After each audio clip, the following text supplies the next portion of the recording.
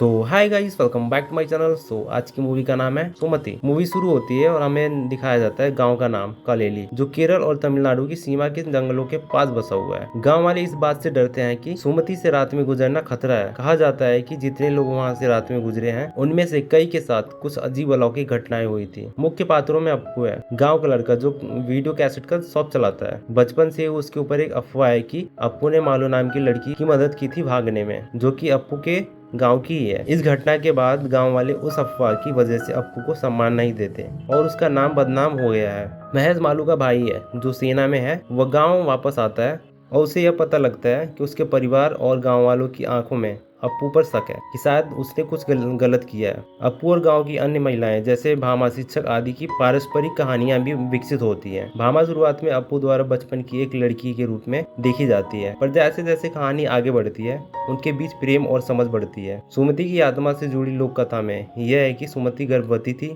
और उसके प्रेमी ने या गाँव वालों ने उसे धोखा दिया था या हत्या कर दी। कुछ संस्करणों में कहा जाता है कि उसे बहुत हिंसक तरीके से मारा गया, कुछ में उसके शरीर को अग्नि से जलाया गया और उसकी आत्मा अभी भी उस मोड़ पर भटकती है। गांव वाले रात में उस मोड़ से गुजरने से डरते हैं, किंतु अप्पू, महज की बहन और कुछ अन्य पात्रों के कारण परिस्थिति बदलती है। महज चाहता है कि सच्चाई सामने आए कि वास्तव में क्या हुआ था। क्या सच है कि अप्पू ने मालू को भगाने में मदद की थी या कुछ और इसके पीछे कोई गुप्त कारण है। जैसे जैसे फिल्म आगे बढ़ती है अप्पू और महज तथा अन्य पात्रों के बीच कई तरह के टकराव होते हैं। गांव वालों की अशांति, भय, विश्वास और रहस्य। कुछ पात्र भूत से डरते हैं, कुछ इसका मजाक उड़ाते हैं, जिसे फिल्म हॉरर और कॉमेडी के बीच संतुलन बनाती है। अप्पू की बहन अल्ली और भामा की पारिवारिक पृष्ठभूमि जैसी चीजें भी कहानी में आती हैं। साथ ही गाँव में कुछ भ्रष्ट पुलिस अधिकारी या शक्तिशाली स्थानीय व्यक्ति भी हैं जो इस कहानी को अपनी सत्ता या फायदे के लिए उपयोग करना चाहते हैं। फिल्म का मध्य और उसका अंत कई रहस्यों को खोलता है। हम पाते हैं कि बहुत कुछ अफवाहों, भूल चूक और गलत धारणाओं पर आधारित था। कुछ घटनाएं भूत प्रेत से जुड़े होने के बजाय मनुष्यों की चालों और राजनीतिक या व्यक्तिगत हितों से प्रेरित थी।